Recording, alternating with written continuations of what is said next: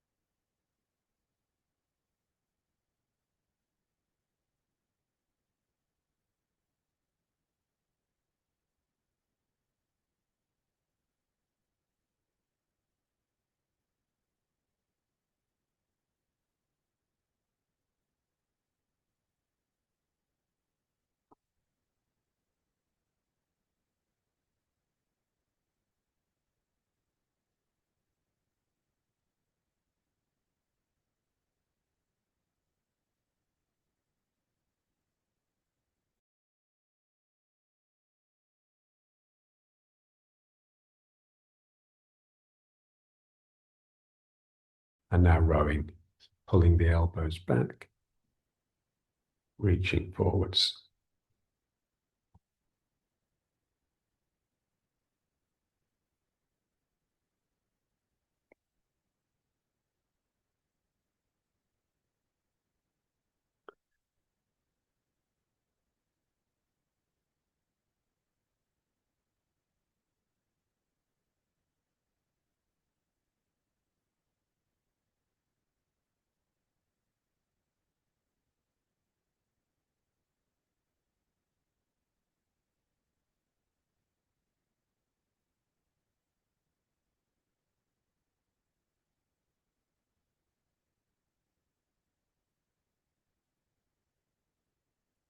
And now just bring one hand in and put it on your sacrum.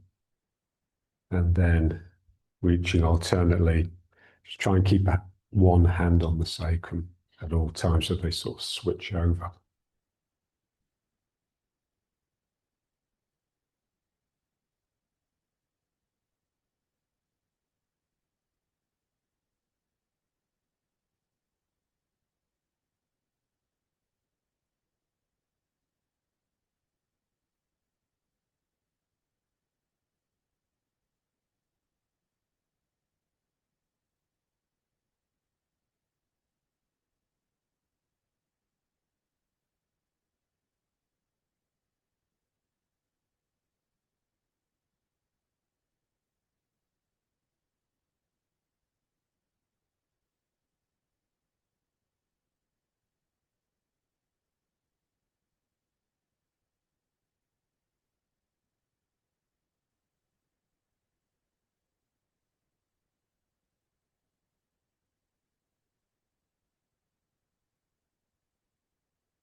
Reaching up. Same thing with the sacrum.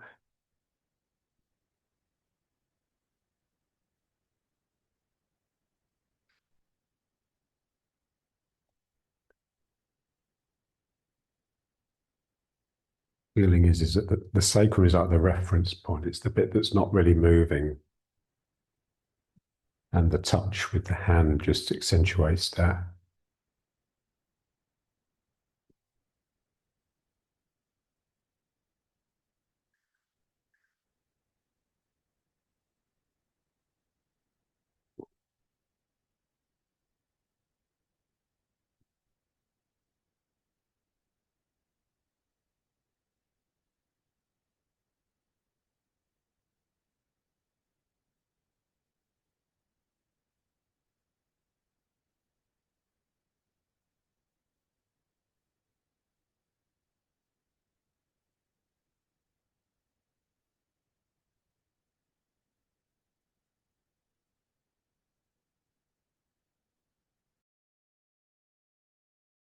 Same thing, but reaching to the side.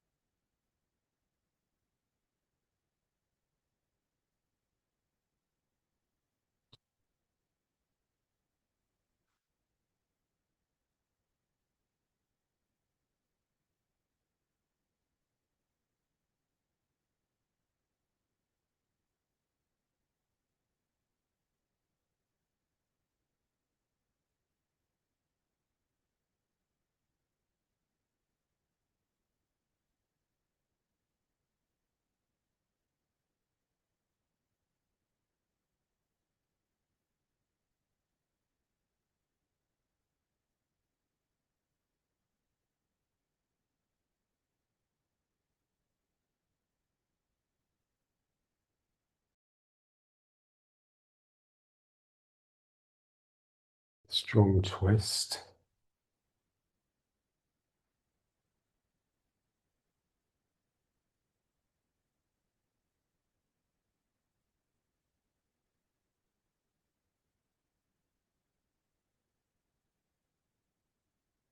And just work it.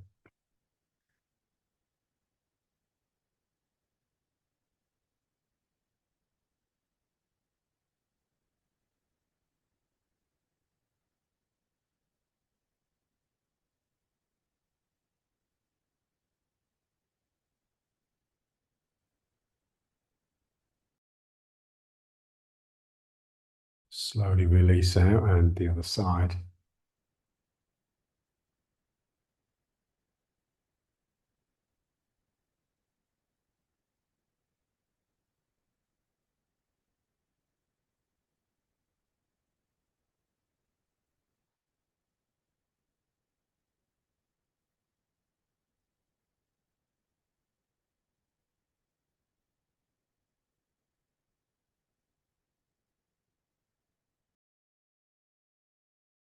Back around to breath.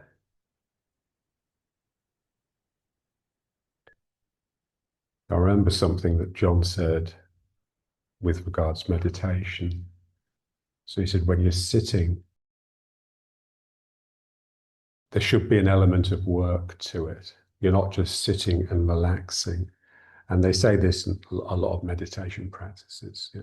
So if they're sitting in lotus, they've got their feet here, but they're actually driving their knees willfully into the ground. And what that does, it gives a sort of togetherness, a tightening here, which underpins then the heart and the head. So the Indians are very much into that. It's just a good practice to just pushing down with the knees or even just squeezing. So there's some element of tension there, which you choose to impose to just bring things together. Okay, so the hands up and out, palms facing up. And now turning the head.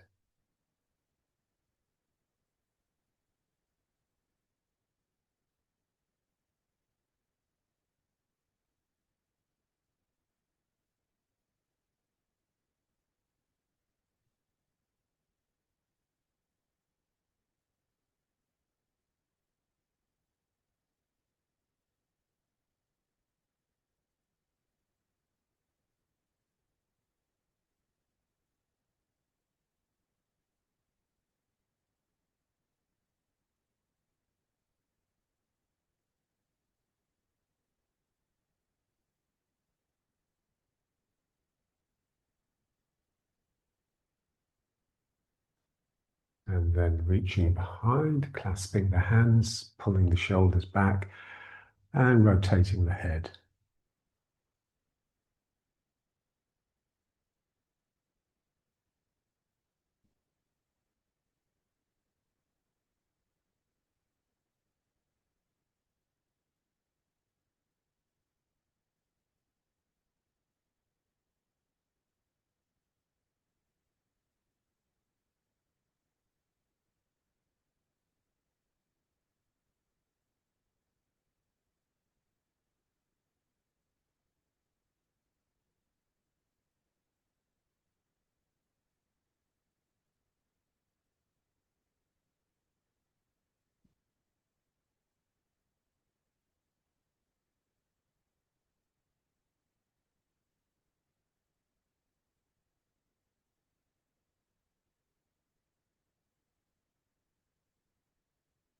And wind it down.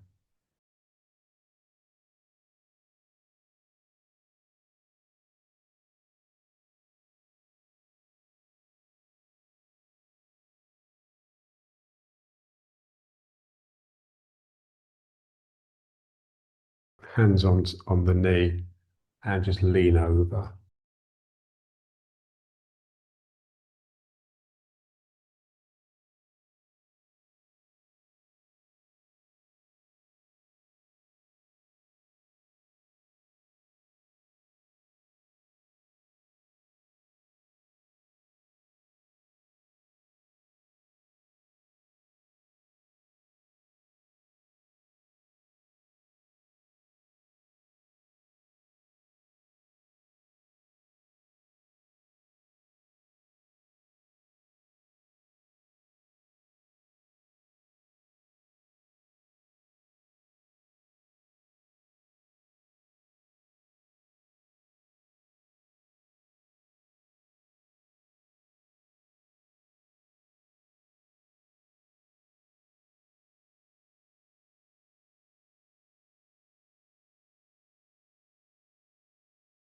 And then crossing the arms behind the back.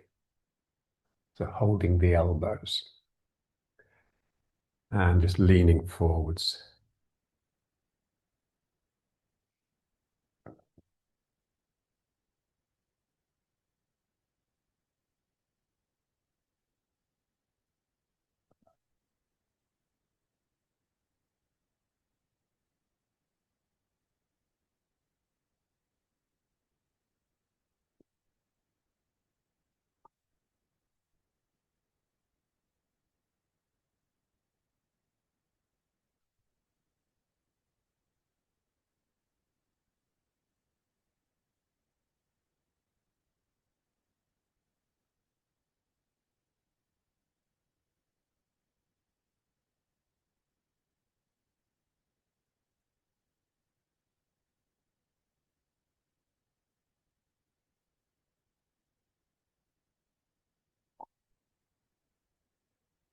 And then back to breath.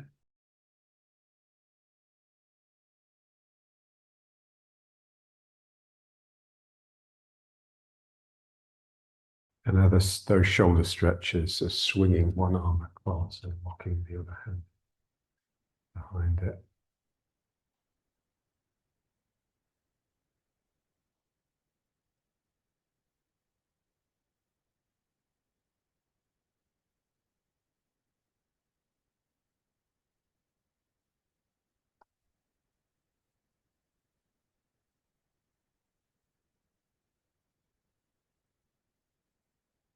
People find it difficult to feel that this one is actually doing anything, so you really have to work it.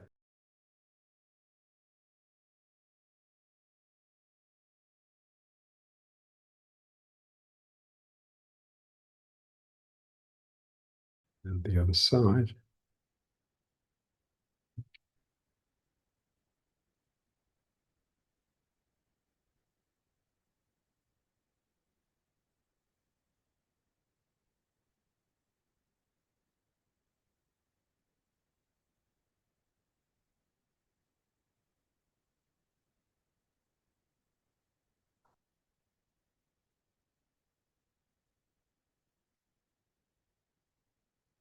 And then the one where we hook the hands over each other.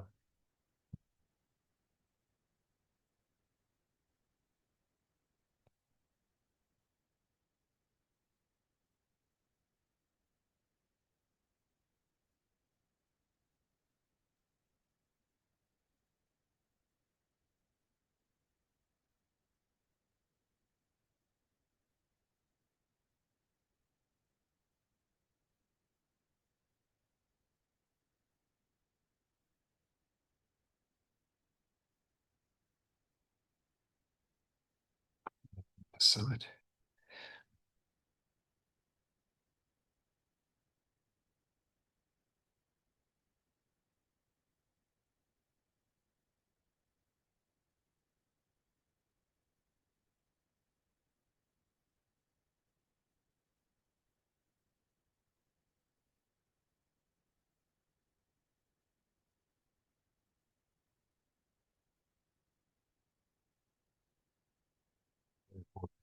Reaching up the spine.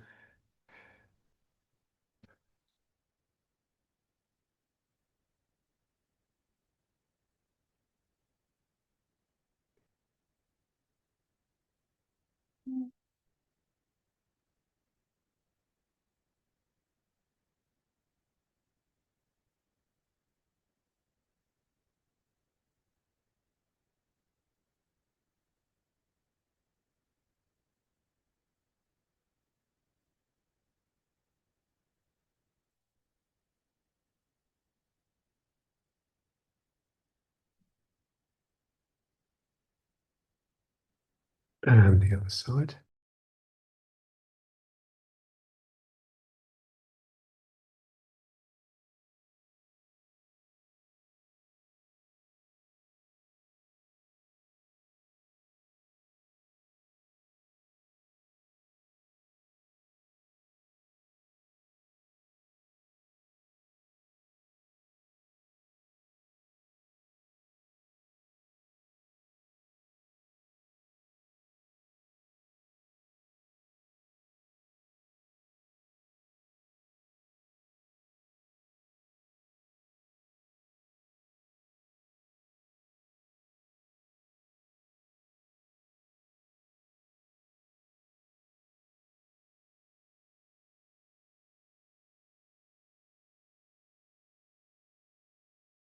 And now some breathing. Feeling the tension here. So pushing the knees down. You just want some sort of pressure, some fight going on, so you can just push your feet into each other or into your legs. My knees are pushing down, my belly is tightening, and I'm pulling in, and then I'm relaxing.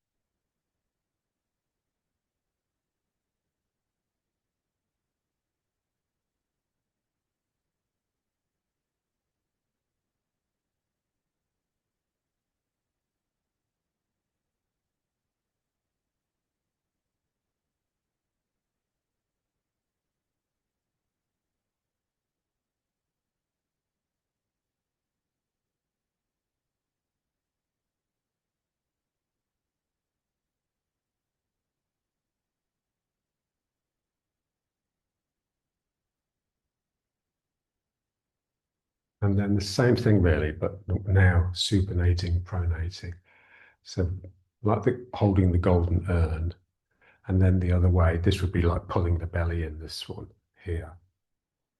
So the elbows up and the hands down the middle, and then the elbows down and the hands up the middle.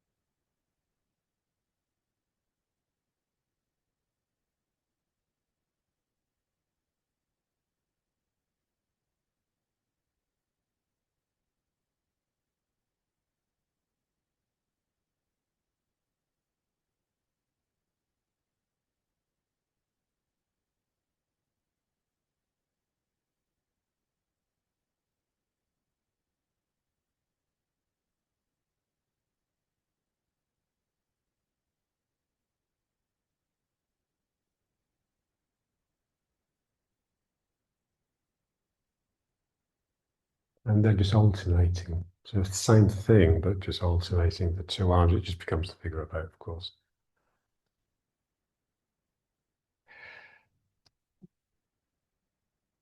So the head should be the part of the spine that's moving the most because it's furthest from your bum on the cushion.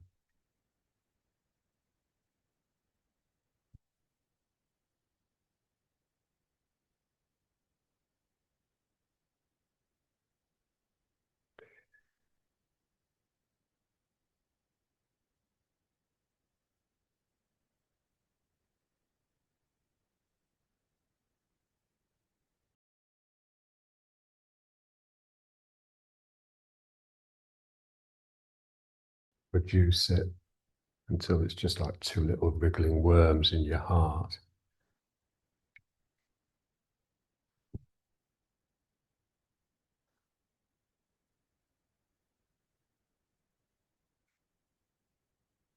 And then just into prayer.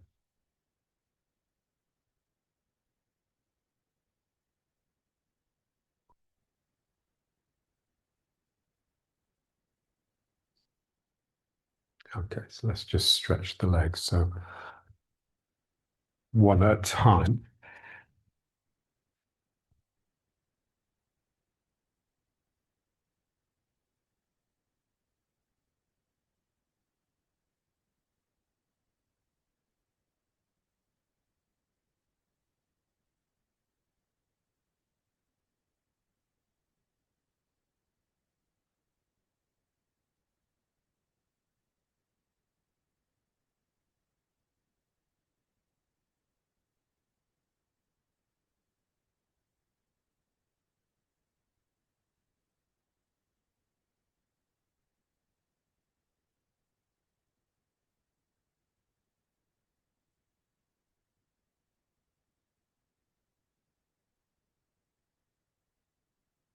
stretch on and then work it.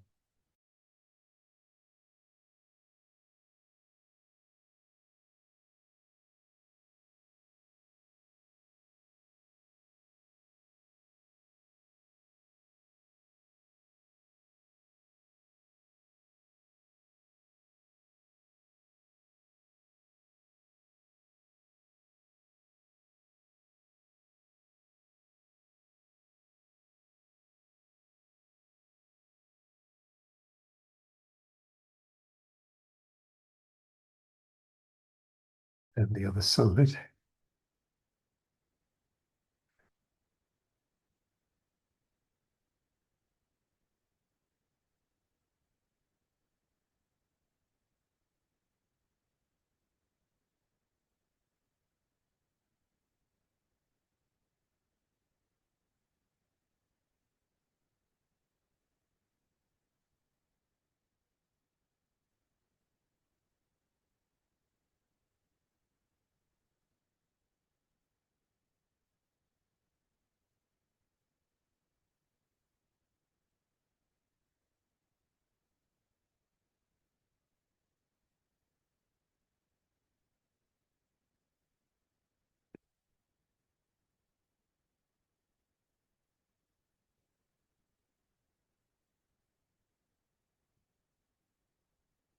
And then a bit in the butterfly.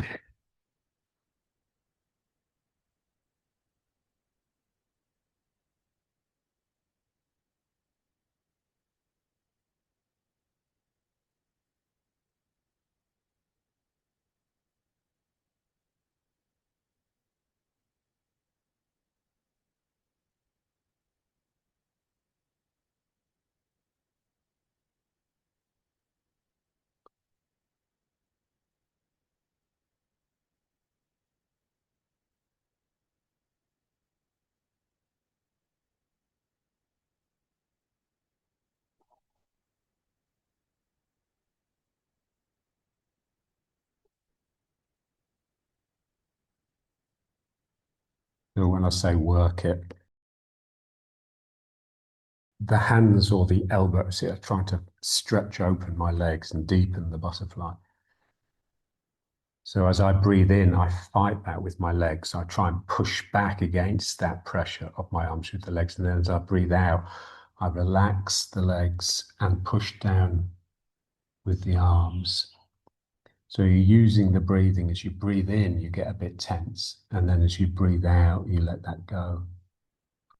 That's all it is.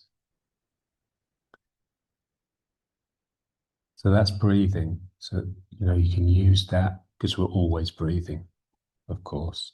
You can use that principle anywhere.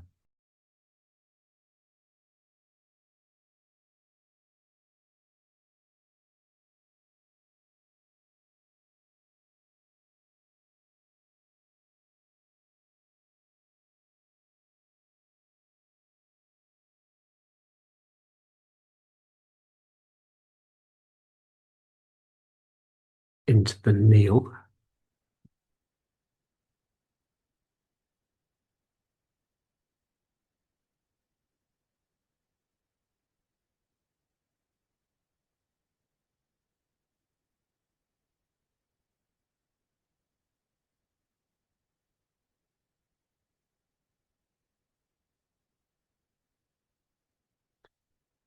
And into fetus.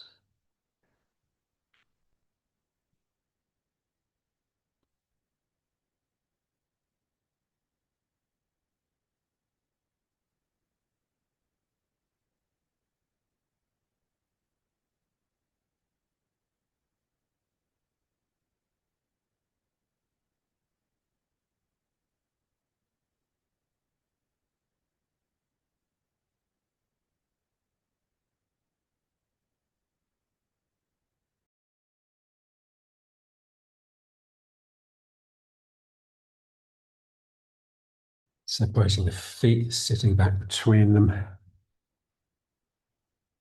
and just trying to lie back. Just be careful.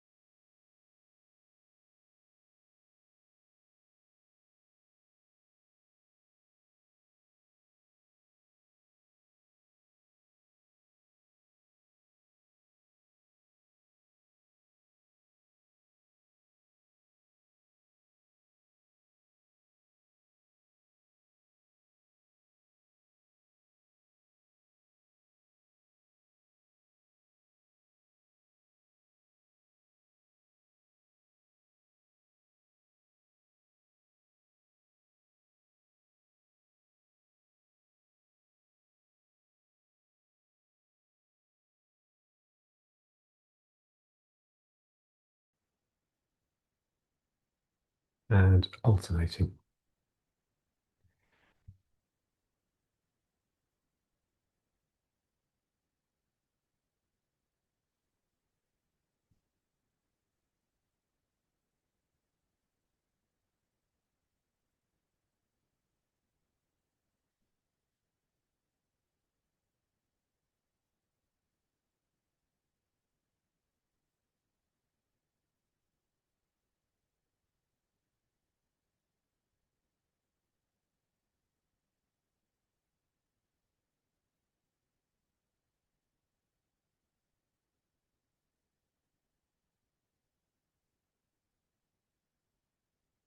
And extending the stance a little.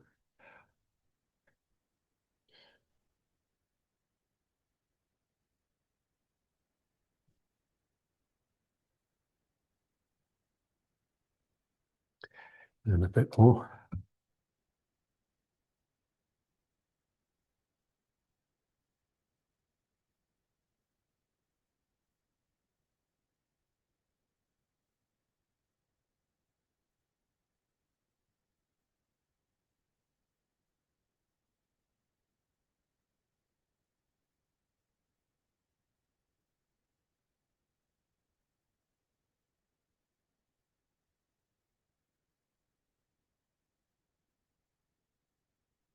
And then let it just slow down.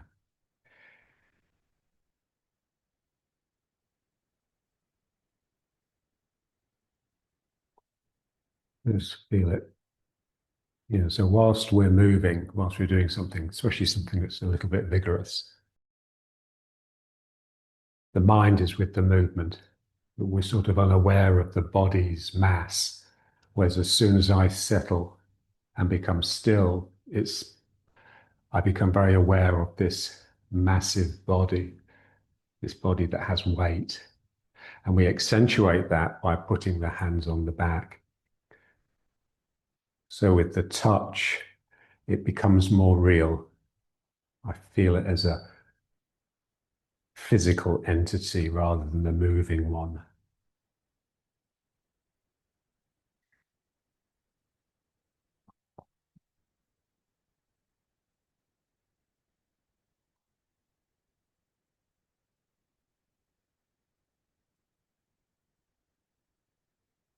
And then let the hands slide down the buttocks, down the hamstrings to the knees. Let the tail extend backwards.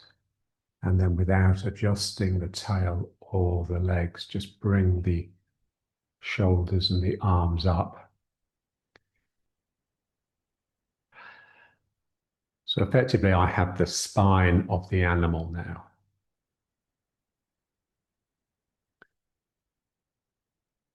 And so I'm tending to come into the front of the foot.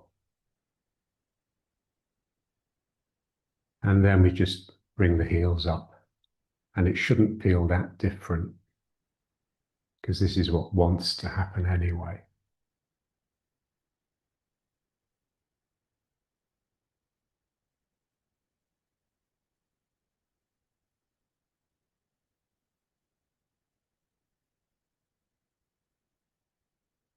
Feel the shake.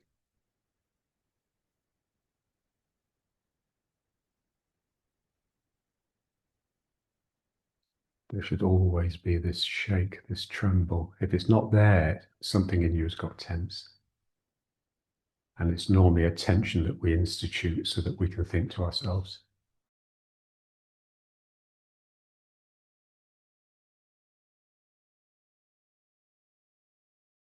Heel down around the outside edge.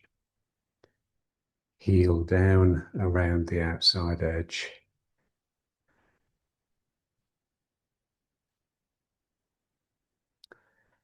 So the weight, which is the heel, spreads around the outside of the foot.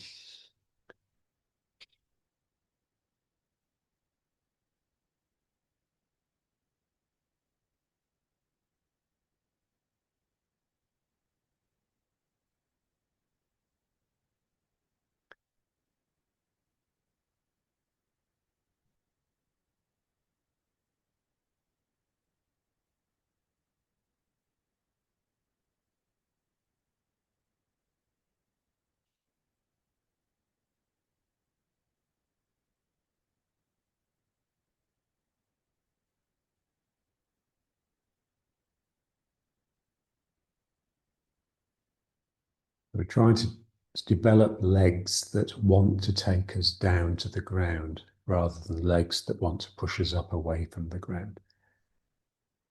And of course, the legs are the same regardless of which one you're in, so it's just the mind that's different.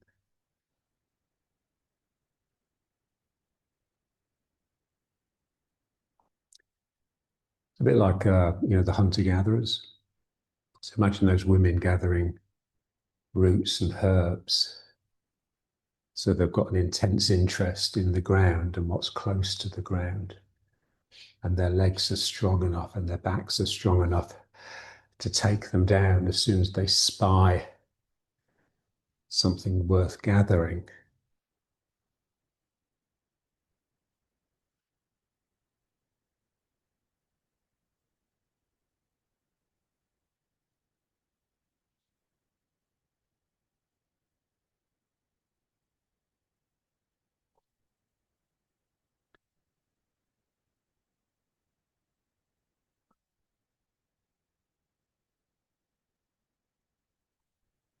The mind that goes with legs that are willing to take you down is just this really inquisitive, interested mind. Far more interested in what's going on around it outside than what's going on inside its head. And then bringing the feet up, but without putting the toes down. So the legs are bent.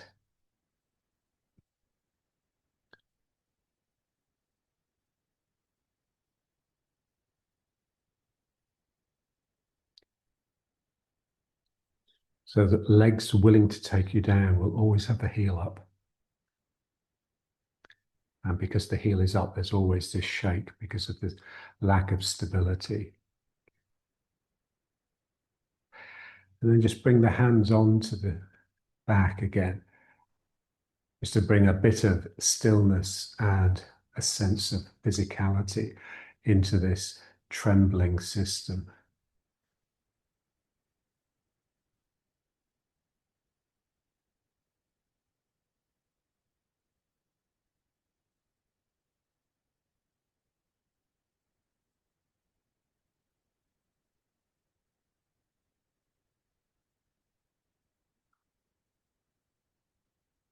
Okay, and now moving from leg to leg by bouncing.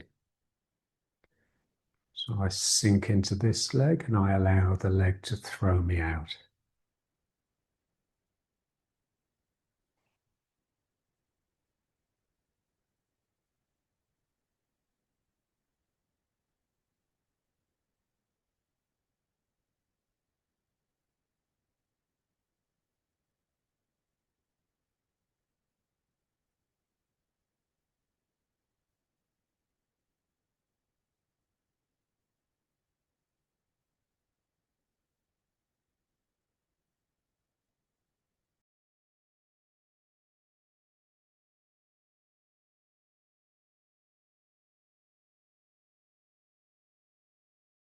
Get the exercise going. So in other words, establish the movement, the energy. And then just bring the hands to the back. And now it'll just start becoming a bit solid. But just keep the mind with the motor. So with each rubbery, springy leg,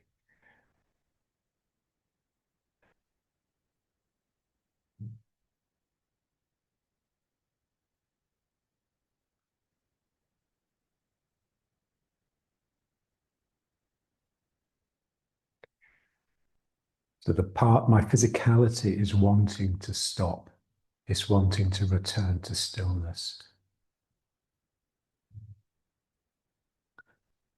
And so I have to really make an effort to keep this ball, the ball of my weight being thrown from leg to leg.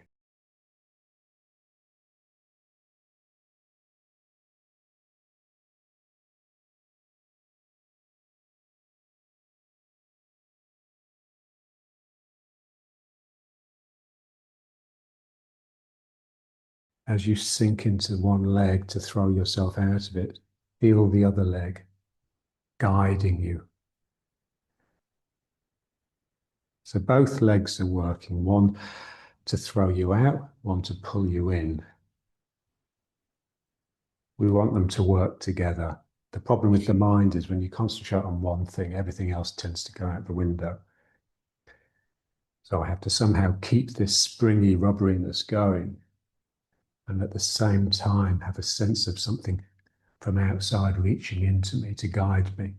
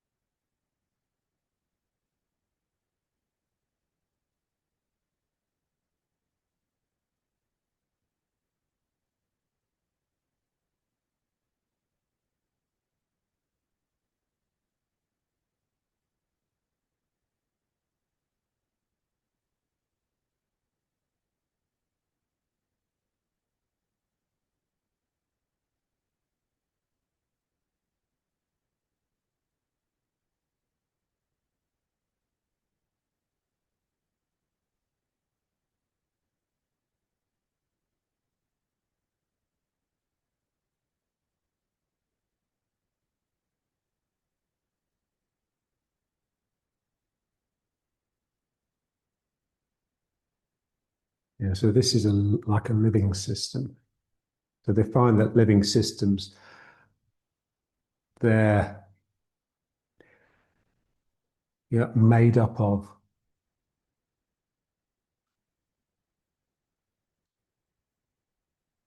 actions and reactions that should really just cancel each other out and just return to like a dead, inert stillness. That something is actually keeping them apart sufficiently for them to interact and produce this complex called life. And that's just spirit. Spirit's like the figure of eight. It brings things together and it keeps things apart. And then you get this dance going on, which is that tremble that we're looking for all the time.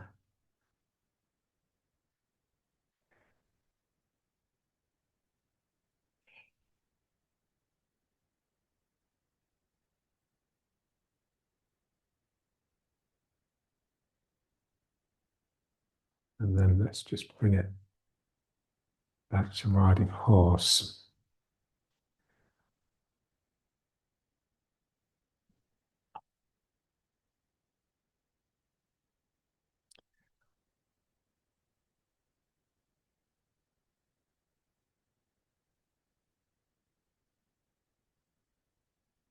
So bum in is really just this insistent pressure of my hands driving the sacrum down and forwards into the legs, especially into the front of the foot. So what I don't want to do is just pull my tail under like this. I don't want to bow my lower back because that will really get the heart dropping. So I'm pushing myself down into the legs like this. Just having the hands here is just so helpful. And you can do this in the form. So, if you're pushing, we push like this, don't we? You can just bring this hand around and just push yourself down. And when you do, you'll just find yourself this writing up.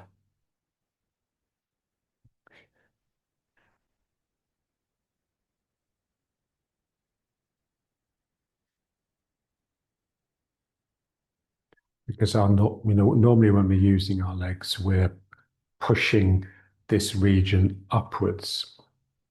So we tend to push the sacrum up and back by straightening and then locking the legs, which means the front drops down like this. So our circuit is the opposite. It's up the front and then down the back. So as you approach the other person, there's a sense that you're cutting under them and rising up through their body. This is what John was so good at. If he put his mind to it, he could just walk up to me and I just feel myself coming onto my toes. And he was actually taller than me.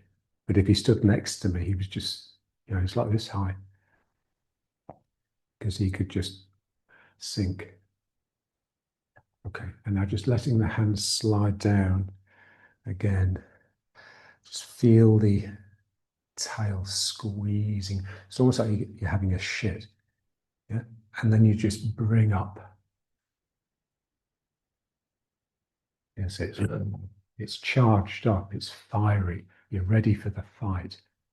And then onto the front of the foot, which you will tend to be there already. So really just feeling the root in the bubbling well, in the front of the foot rather than the heel. So most animals don't have a heel, do they? The heel is sort of halfway up their leg. And so obviously they're rooted, they have this sort of playful relationship with the ground. And it's all from the front of the foot and the toes. And the ball of the foot is just very active, has all these wriggly toes connected to it.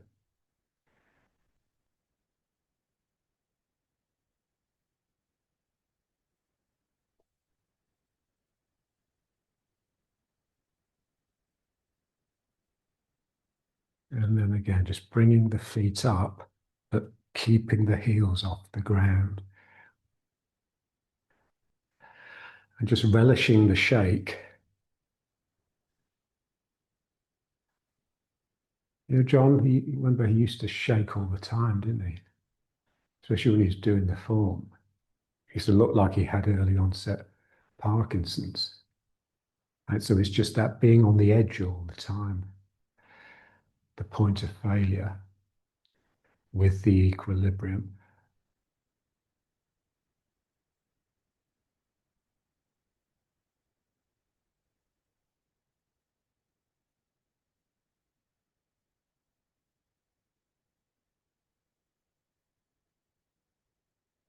So we want this up and down relationship with the ground, like a sort of playful quality.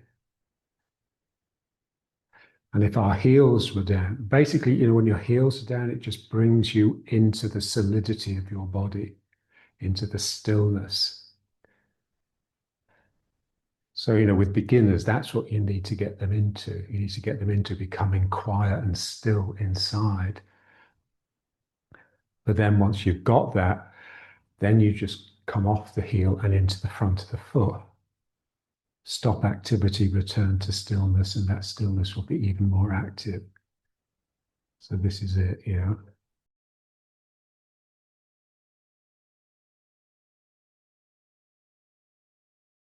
This playful quality of the legs.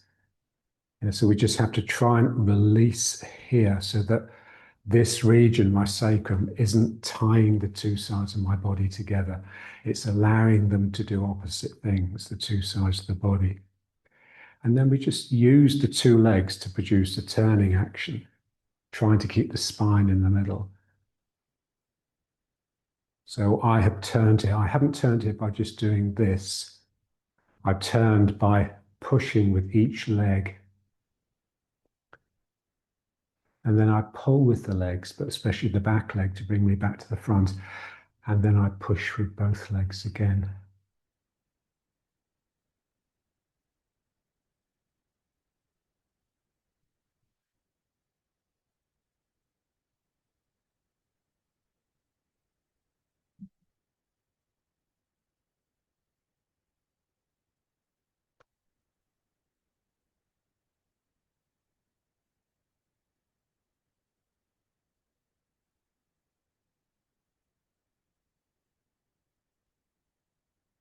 So you're really listening.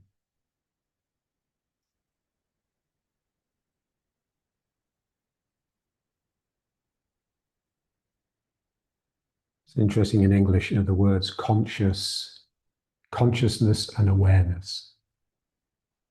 So generally they're thought to be the same thing, but in the language itself, so conscious, the shus part is from the Latin scire, which just means to know, on which we also get the word science.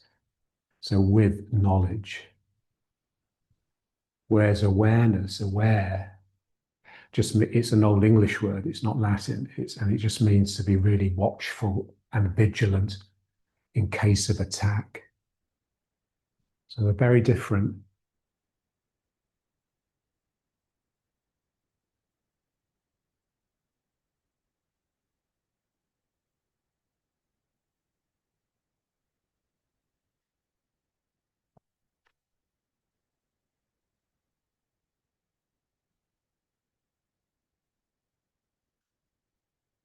This is why you've got that idea of pre-conscious awareness. There's part of your listening and your watchfulness that you're not conscious of. So you find yourself responding to things, you're not sure why. You're just picking up on information that hasn't come into your mind yet. So you don't know it, but you can respond to it. So this is the thing, to be able to respond before you feel, before you know. This was John's big thing. John said it's, as a martial artist, you have to be before.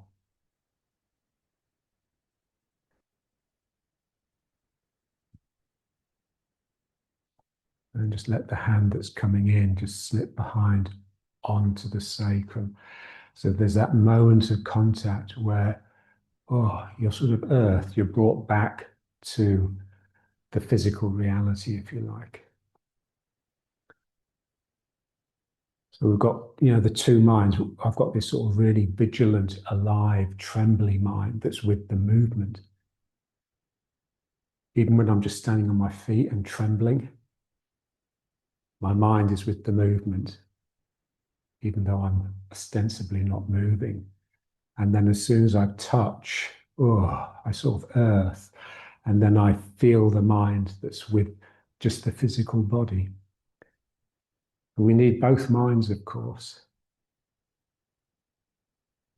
And so we just need to balance them. And then let's come into the lifting hands version.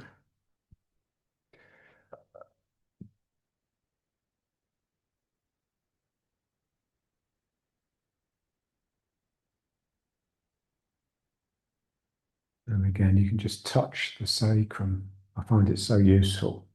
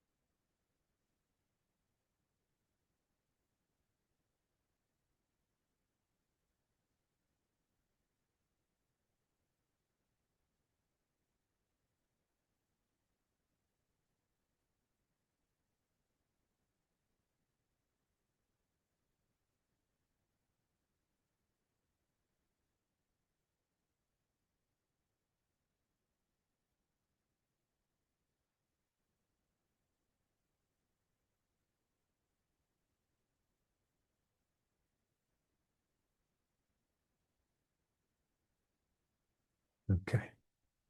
Let's bring it up again. So heels up.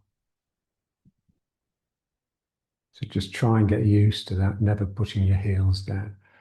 Or if you do, the weight stays mainly in the front of the foot. So when Thich Nhat Hanh used to say, the feet should kiss the ground when they land. It's the heel that you're kissing the ground with. You put the heel down so gently that it's got this feeling of sort of embracing that piece of ground that it's touching rather than pressing forcefully against it. And then let's just try some of this one.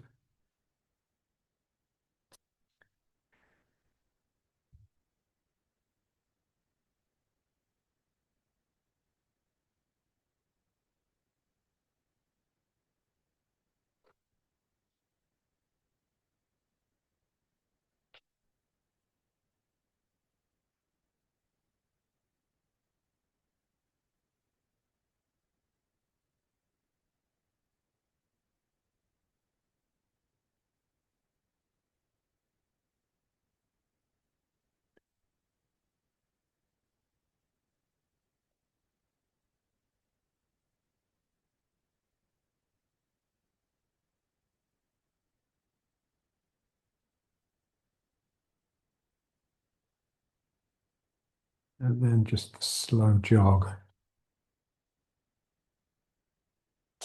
feeling this weaving from leg to leg.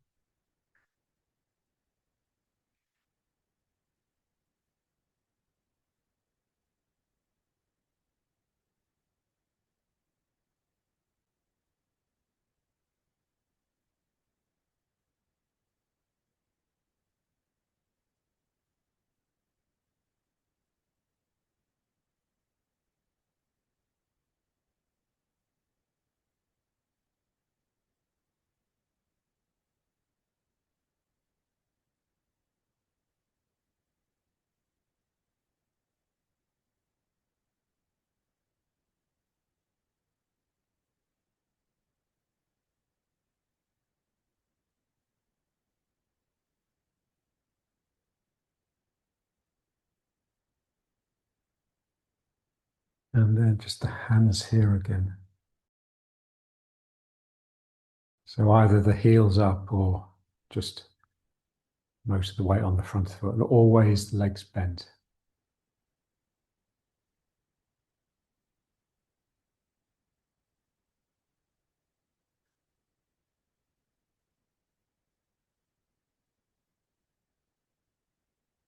Okay, now let's try backwards and forwards.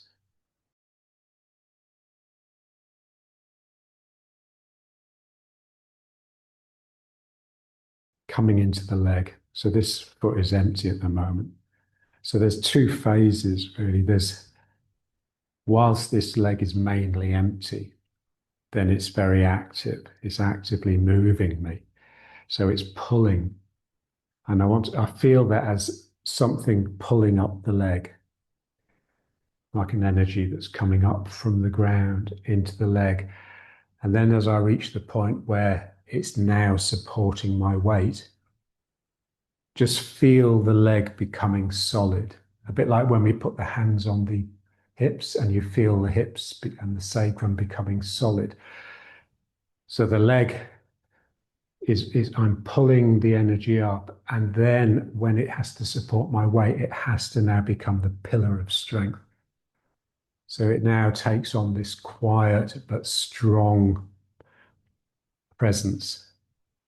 And the activity then just goes into the other leg, which then pulls me. And then I just settle into the leg. It becomes solid but still, and the activity goes into the other leg. We just want to feel this, the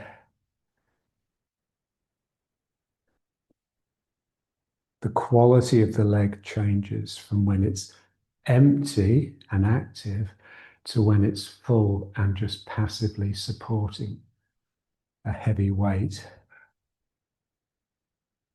So drawing the energy up, hand on the sacrum, and that's the cue for the weight to just rest upon the leg.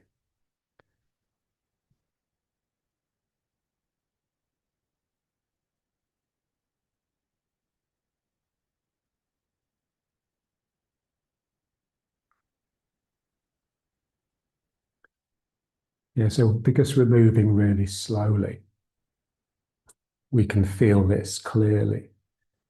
But if you're walking briskly or running, there isn't this moment when you rest upon the leg. No sooner have you touched the ground than you're touching the ground with the other foot. So it's all movement when you're walking or running.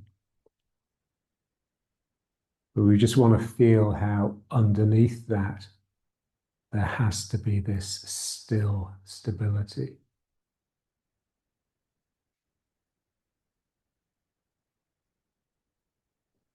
Because that's the sort of quality we'd like to have at the foundation of our mind. Because it's the mind that's too busy generally.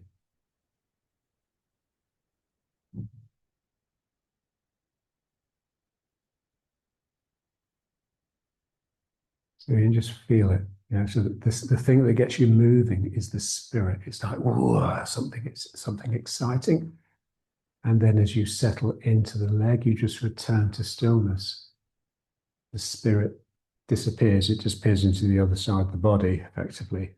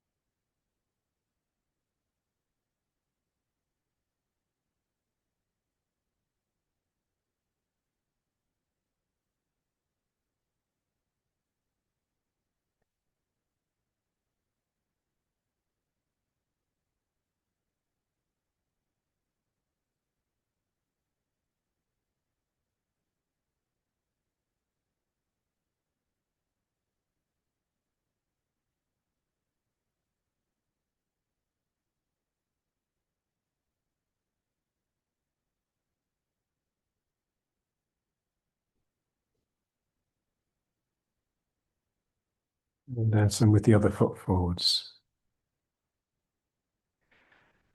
So drawing the energy up the leg. And then as the hand hits the sacrum, that's the cue really for you just to fall into the leg. So the leg has to become strong and solid. Otherwise you'll hit the floor.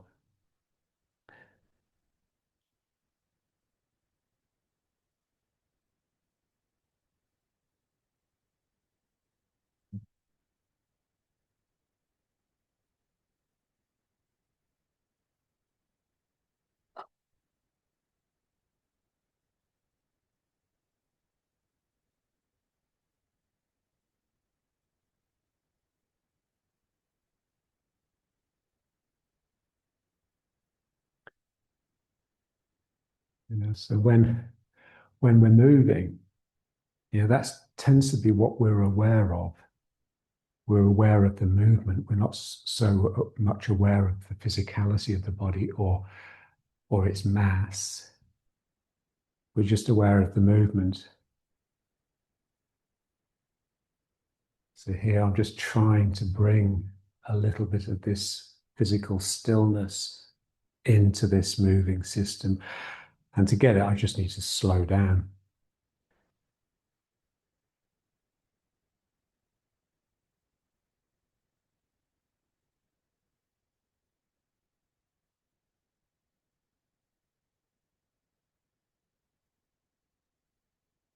So I'm finding the stillness within the movement, the same way that when we're standing on the front of the foot, seemingly motionless, we're really very much finding the movement inside the stillness.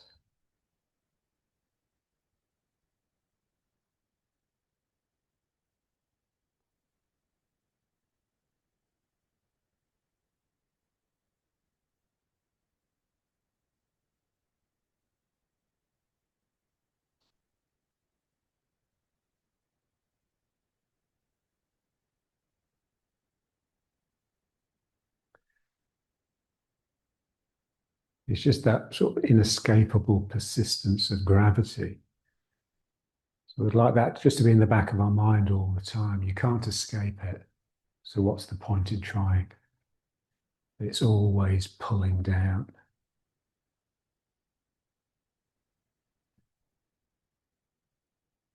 So gravity here is just represented by my hand on my sacrum.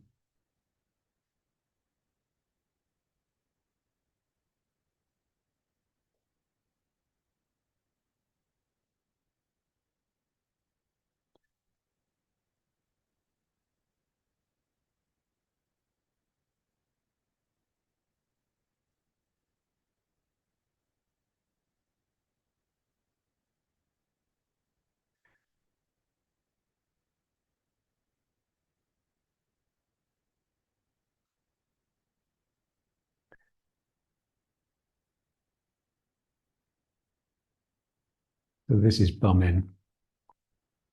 Bum in is really just sacrum forwards and down.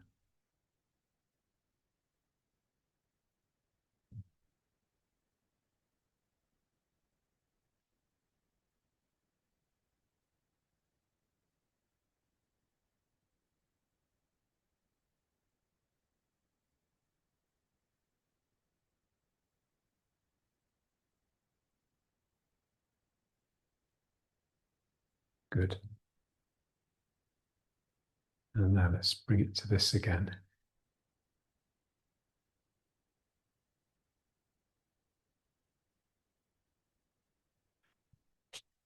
Just make sure it's trembling all the time.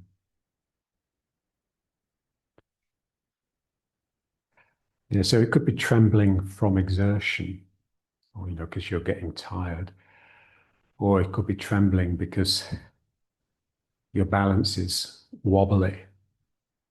Doesn't really matter. We just want to make sure we've got this fine movement. It's like a high-pitched scream. It's going on all the time in the body.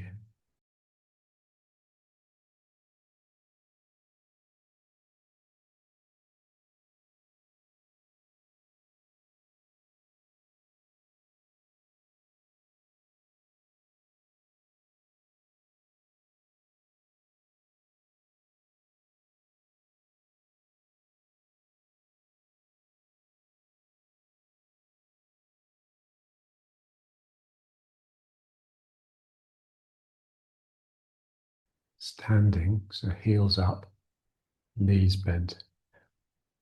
I'm just feeling. So this wobble, the tremble in the legs, what it's tending to do is sort of throw us forwards like this. We're wanting to spring into the race, like a sprinter in the blocks. And so the hands on the sacrum just counter that. The hands on the sacrum just wanting me to become solid and just sink. So there's these two forces. One is driving me down like this, and the other one is trying to propel me forwards.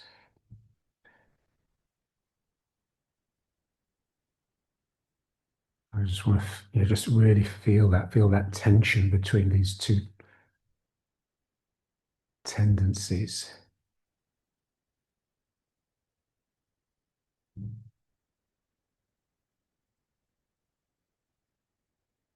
And now let's just pick up the foot. So this is where it's easiest to feel the leg changing as it goes from pulling me to supporting me. We just really want to feel that qualitative difference between this, which is a sense of something rising, like an optimism coming up, and then this, which is almost like a depressive drop into the leg.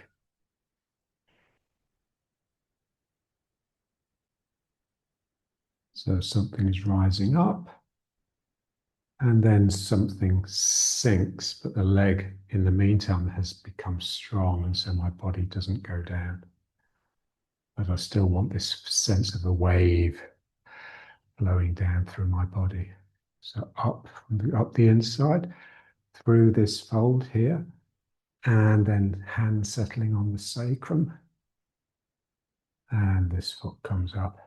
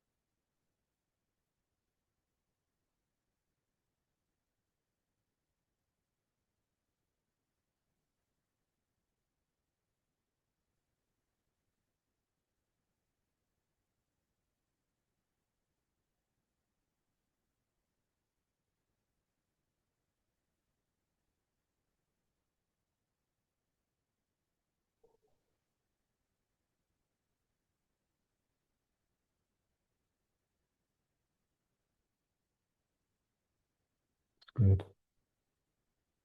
Now, when the sacrum is in the right position, which is generally forwards of where it tends to be, then the eyes will want to look out, if not up.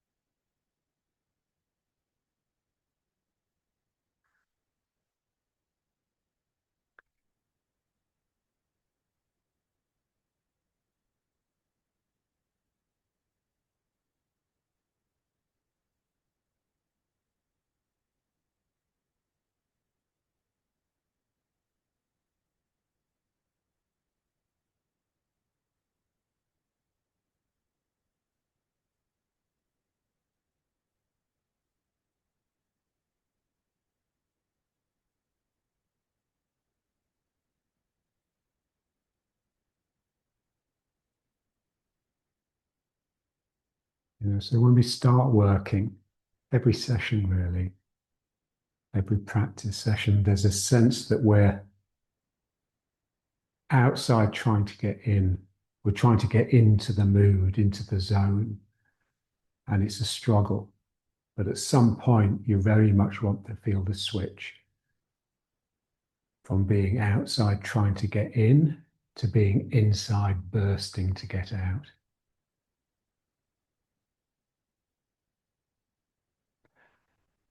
So when sportsmen are like in the zone or in the flow, that's what they are. They're very much in their center, in their power, driving out into their athletic activity.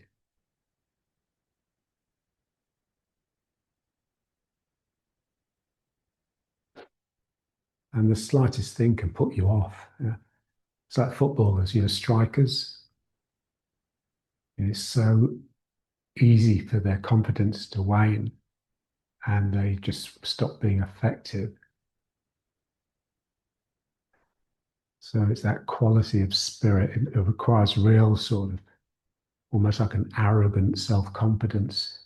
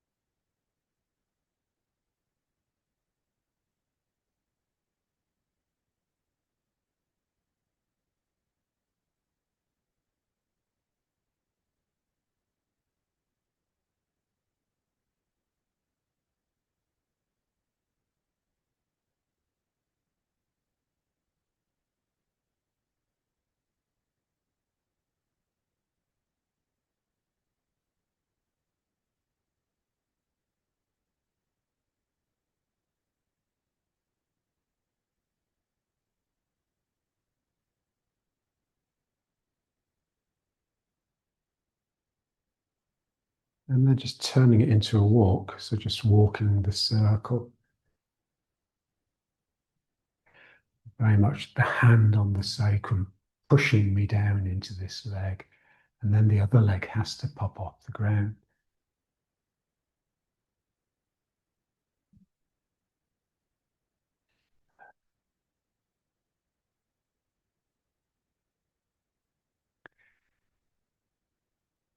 Just really want to feel the sacrum driving with real insistence into the leg.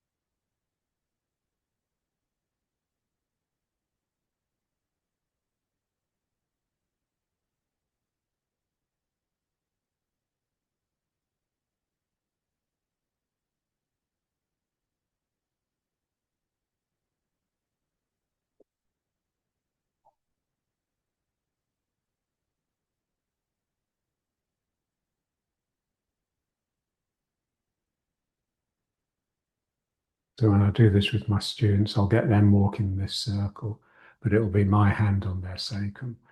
And they're always horrified just by how strongly I push down through their leg.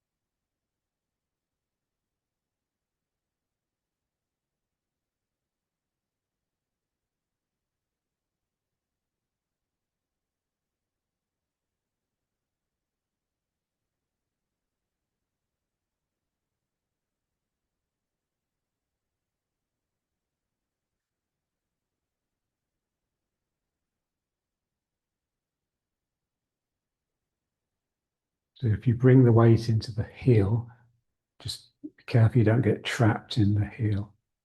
So the hand pushing down, it puts it's sense that to start with, it pushes you into the heel, but then you get pushed more into the front of the foot. So there's always this impetus forwards. The feast is forwards.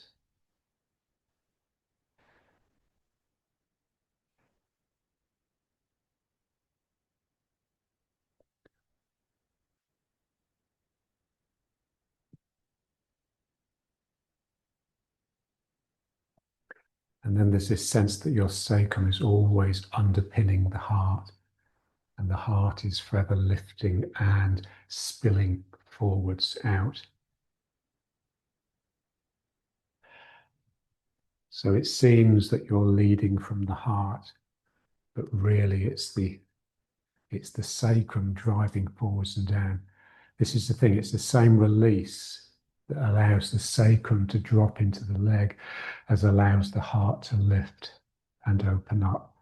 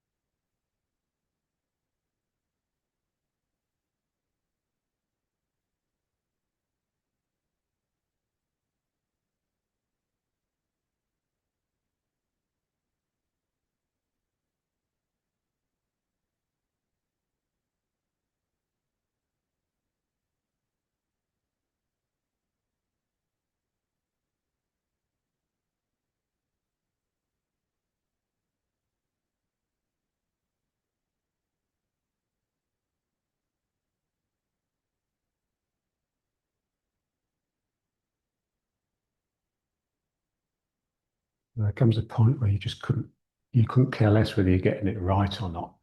It just feels so alive. That means it's right.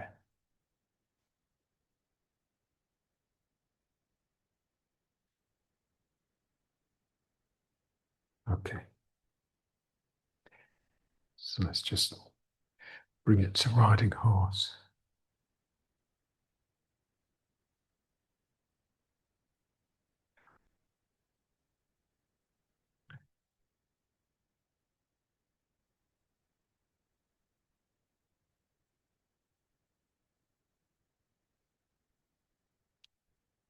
Remember that story of Young Cheng Fu? I think he was on his deathbed.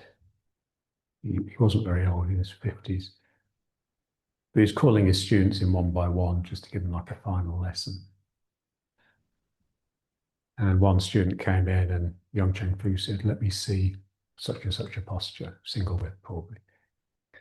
So he did it. And at the end of doing the posture, the student looked down at his foot to make sure it was right. And Young Cheng Fu just said, all these years you've been studying with me, you've wasted your time. So there comes a point where it just doesn't matter. It's the energy that you're carrying that's important, not the form, not the structure.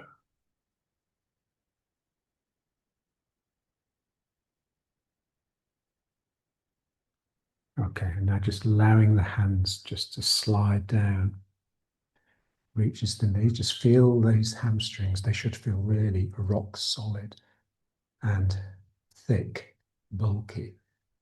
And then just bringing the upper body up. Just feel the sacrum underneath. This is like an open bowl, the heart, this whole circle of the shoulder girdle. And it's beaming upwards. And then we just come off the heels, and that will give us a slight inclination and this feeling that we just want to spring forwards.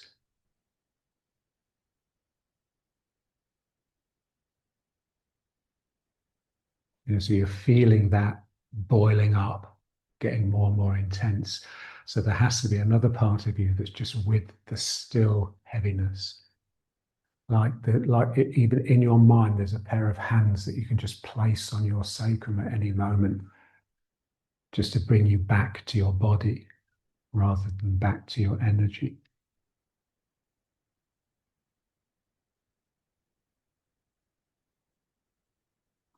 And then one heel down. So the heel just sort of kisses the ground, and it's like something squeezes and rolls around the outside edge to the big toe, and then this heel can go down, but so gently.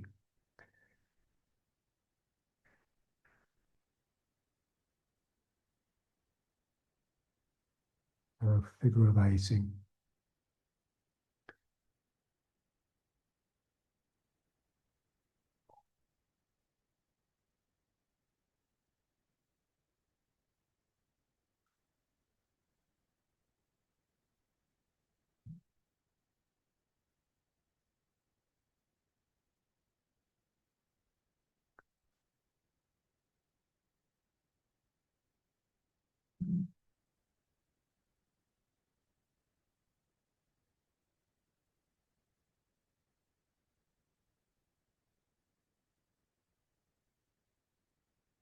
So when you feel your mind wandering, or you feel yourself just struggling a bit to get it right or feel it, just place a hand on the sacrum. You just bring you back to normality, really. It's like the hand of the master just gently on your body saying, it's okay, don't worry.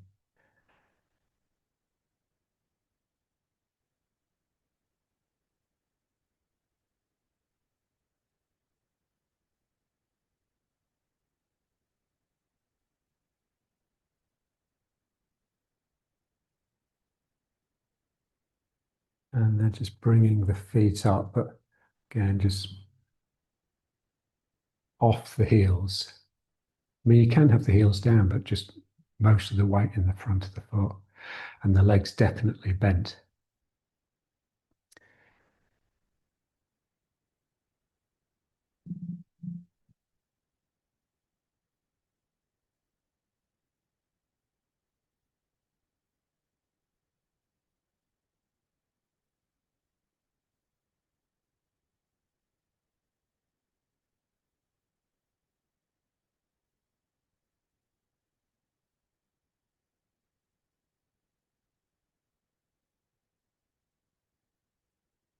And then feel the heel going down, but it's like an explosion of feeling.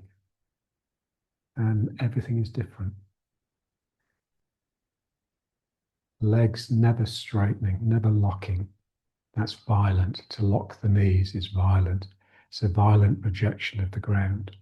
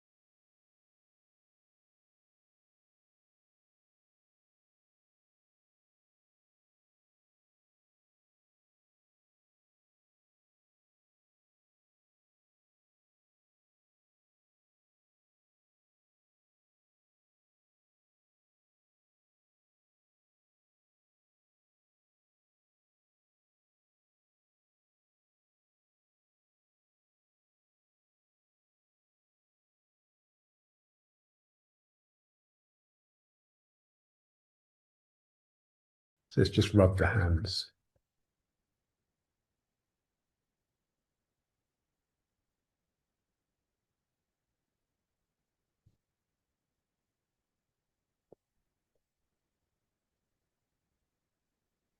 Just feel the action. Yeah. But this is an action that's bringing us into our physicality.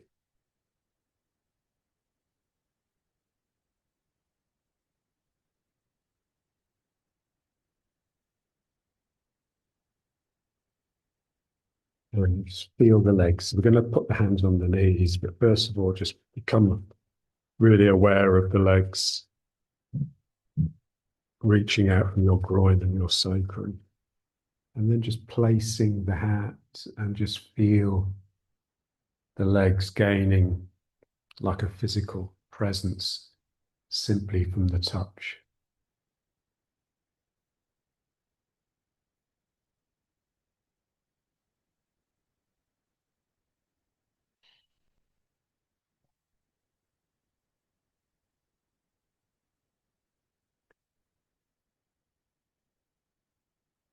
They're going to work it. So almost like you're pressing down into the knees are pressing up into your hands.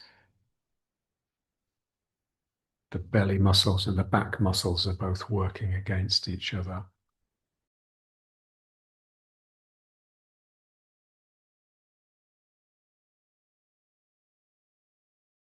Rubbing the knees.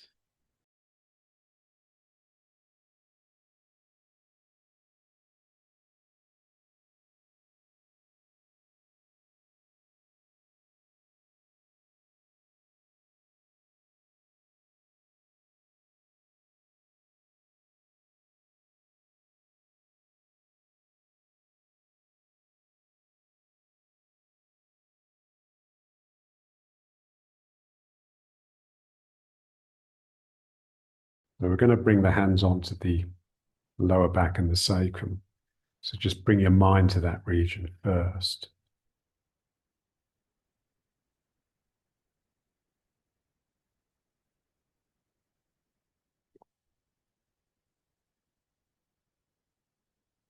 And then just placing the hands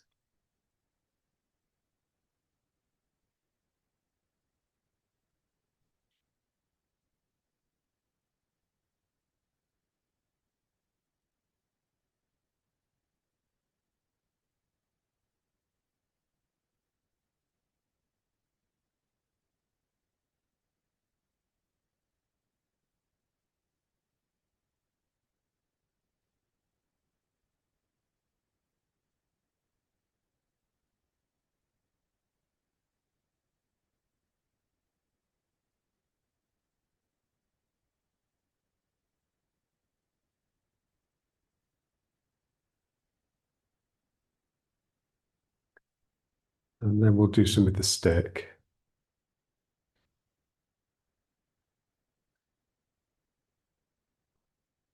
So the hands round.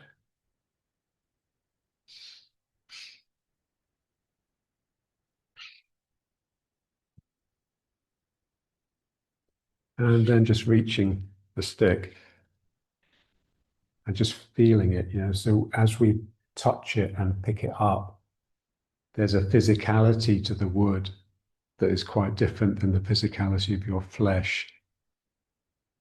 So again, it's almost like a jolt that brings you to the real. And imagine if this was like an iron bar, that would feel different again.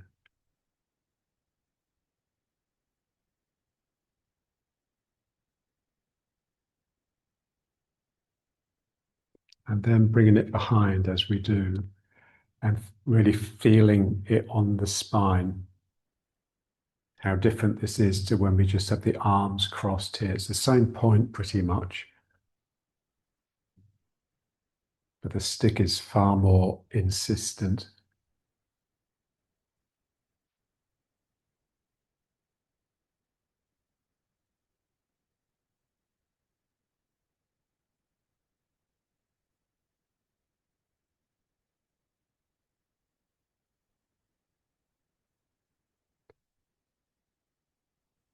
It's like we take on a quality of the wood.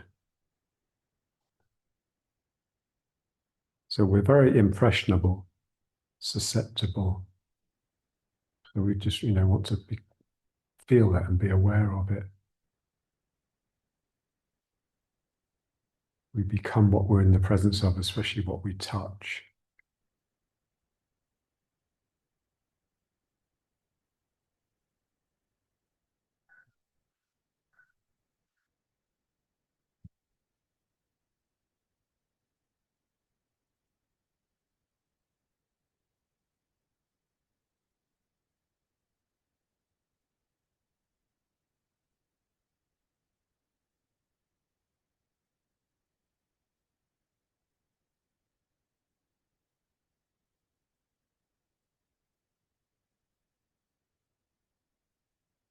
Then let's bring it behind the neck.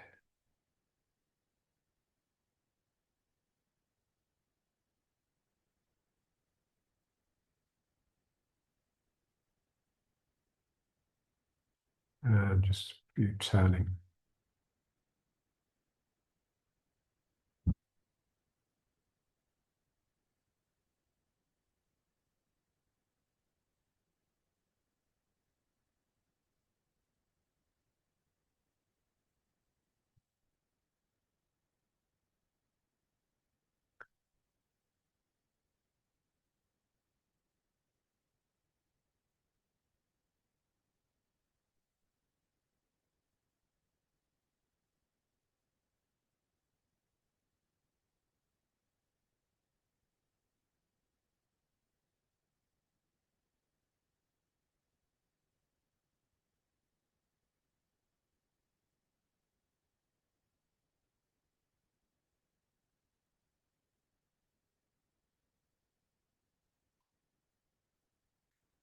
And then tipping.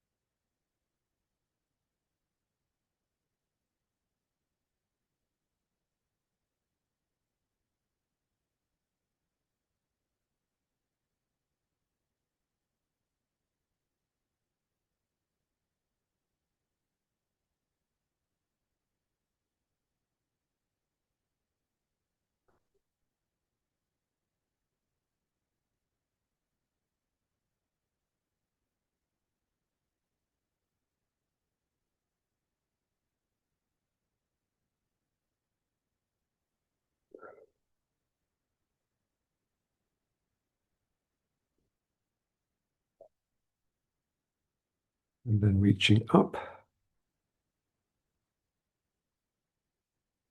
And then let it come down the front, keeping the arms straight. And then down the back.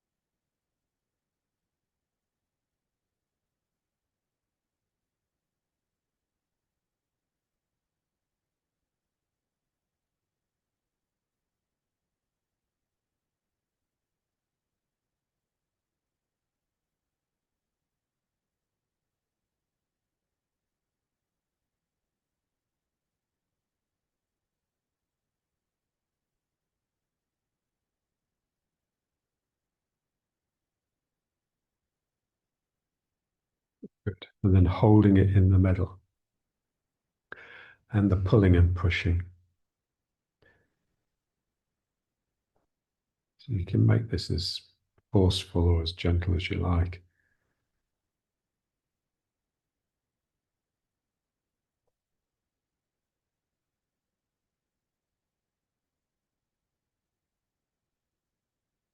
And then pushing.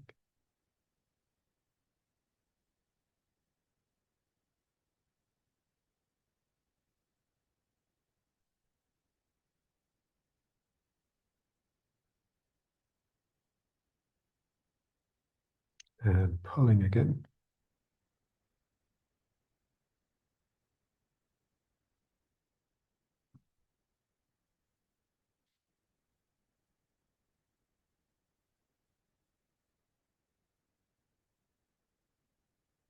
And pushing.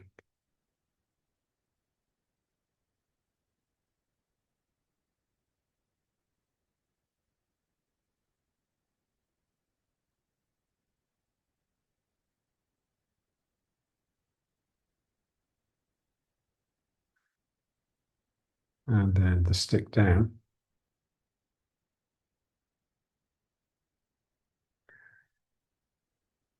And we're just rubbing the hands again. Then we'll place them on the back of the head. Just prepare that region with your mind.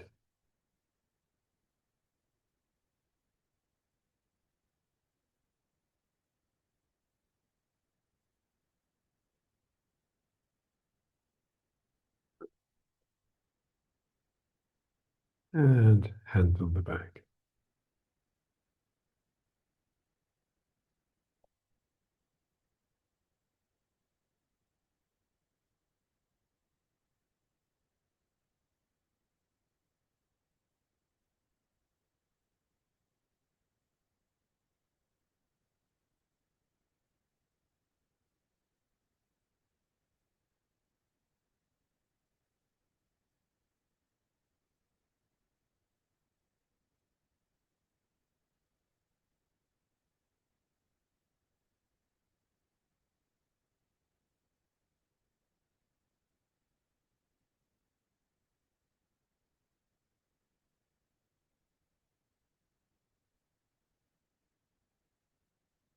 Then just breathing the head.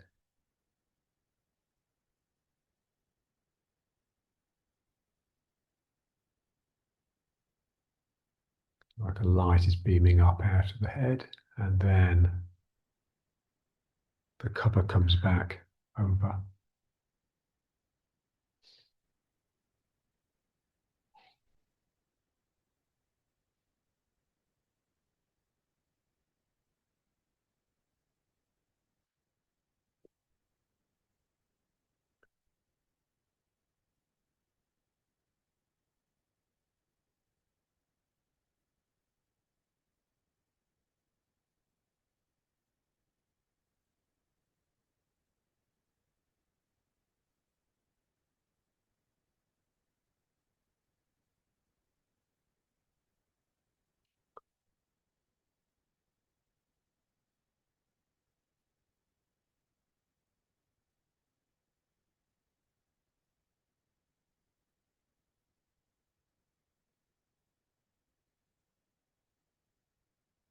And then just let the arms lift. We want to feel the equilibrium. So if I just let go, then my arms would drop down. So I want to pull them up equal to that. So rather than just holding them in position, locking them, there's these two forces, one gravity, which is making them drop, and one my mind, which is keeping it going. It just feels like it's getting higher and higher, but really gradually.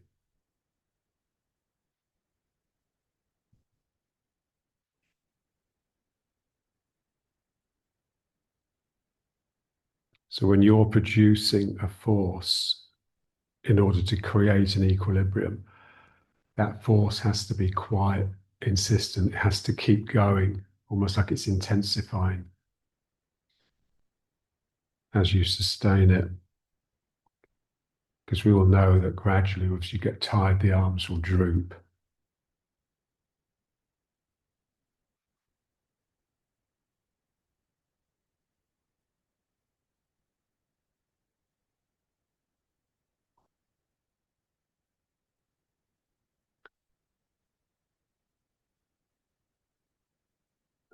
And when it gets difficult, just start to sing.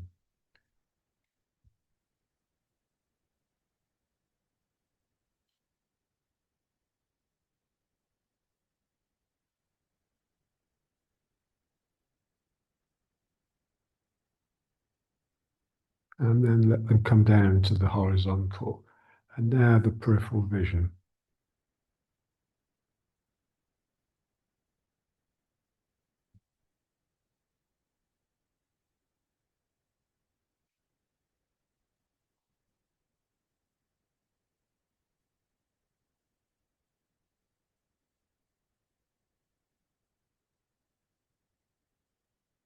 And then just tracing the rim.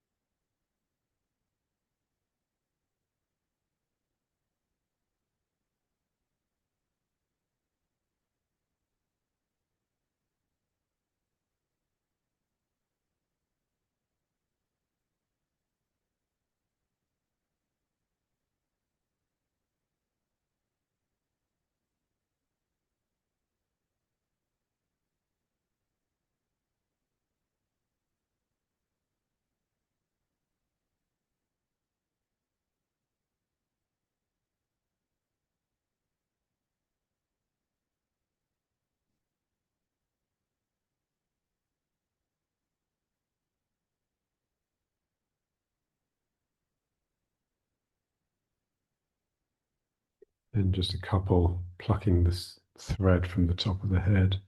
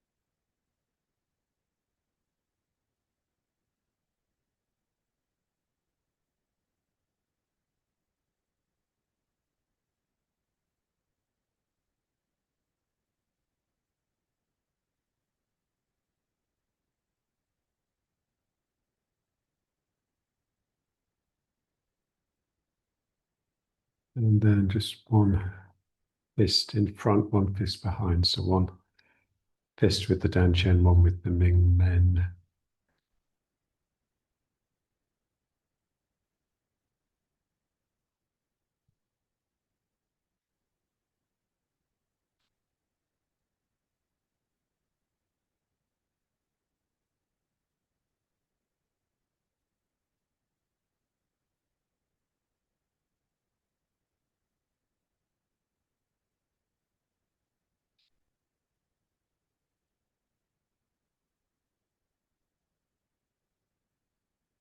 And then swap them round.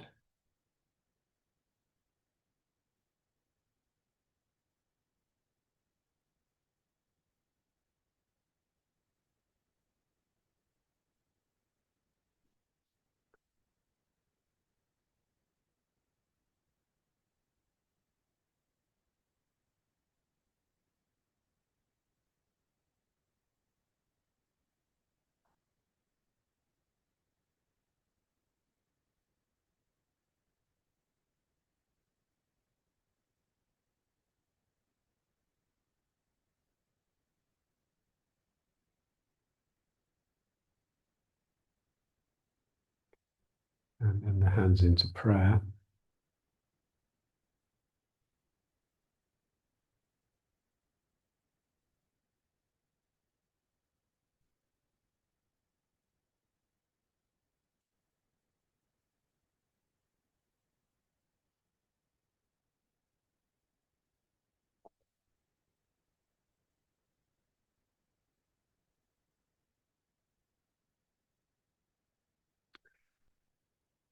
And it's coming back to the fourfold.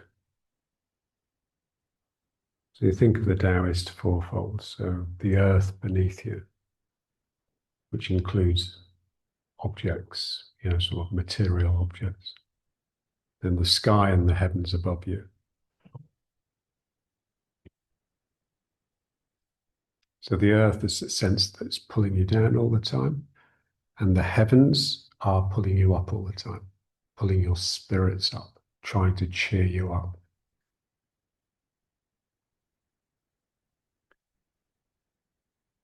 So in the daytime, it's like the sun, it's like when the sun comes out, you just instantly feel better. But then at night time, it's like the stars.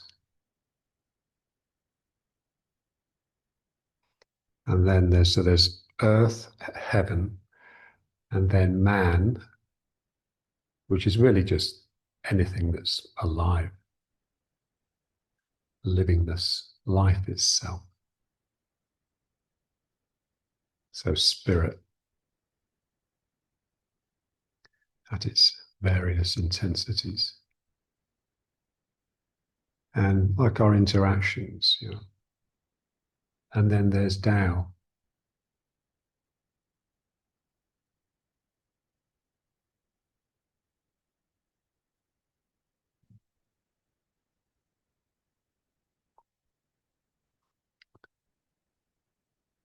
So you just think of that as principle or qi. So the Chinese are thinking of Tao now as qi or consciousness.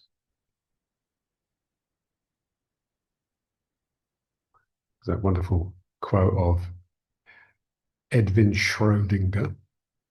He said, the external world and consciousness are one and the same.